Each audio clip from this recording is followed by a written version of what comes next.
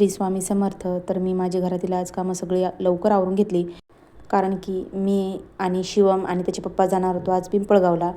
तर पिंपळगावला खूप मोठा कार्यक्रम चालू आहे.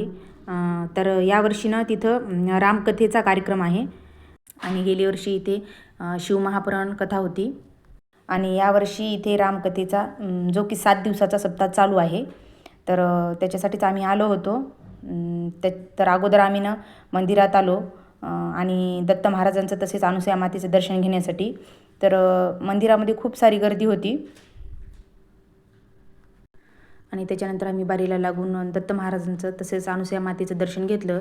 तर पिंपळगावला मी याच्या अगोदर 5-6 वेळेस आले होते, पण शिवमला आम्ही पहिल्या वेळेसच आणले होतं. तर तुम्ही व्हिडिओमध्ये बघू शकता, गर्दी खूप होती आणि या मंदिरामध्ये ना दत्त महाराजांची तसेच अनुसूया मातेची मूर्ती इतकी सुंदर आहे की नाही. पण दत्त महाराजांची मला असं व्हिडिओमध्ये घेता नाही आली, कारण गर्दी खूप होती. फक्त अनुसूया मातेची थोडीशी व्हिडिओमध्ये आलेली आहे मूर्ती, बघू शकता तुम्ही.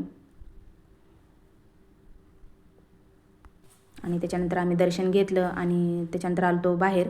तर इथे प्रसाद चालू होता आणि प्रसादामध्ये म्हणसाल तर खिचडी होती. तर आम्ही खिचडी घेतली आणि तिथेच बसून खाल्ली. आणि त्याच्यानंतर शिवमला सर्व मंदिरनं फिरून दाखवले आणि त्याच्यानंतर आम्ही जाणार होतो जिथं की 108 होम आहेत. तर ते बघण्यासाठी त्याला असे मंदिर सगळं दाखवले आणि मंदिरामध्ये ना इतकं छान वाटत होतं, कारण जिकडे तिकडे ना सर्व भाविक भक्त दिसत होते. खूप गर्दी होती आणि कथेचा कार्यक्रम म्हणसाल तो पलीकडं होता. आम्ही फक्त दर्शन घेण्यासाठी मंदिरात आलो होतो इकडे अलीकडं. आणि त्याच्यानंतर गेलो होतो आम्ही जिथे 108 होम आहेत तिथे.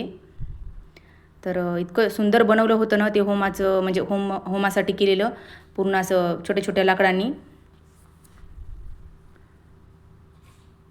तिथे गेल्यानंतर खूप प्रसन्न वाटत होतं आणि तिथे अशी महादेवाची ना मूर्ती होती. आणि त्याच्यानंतर आलो होतो आम्ही गोशाळेमध्ये. तर हा व्हिडिओ आवडल्यास लाईक, शेअर आणि सबस्क्राईब करायला विसरू नका. आणि त्याच्यानंतर आपण जाणार आहोत जिथे रामकथा लावलेली आहे त्या ठिकाणी रामकथा ऐकण्यासाठी. तर भेटूत मग नेक्स्ट व्हिडिओमध्ये.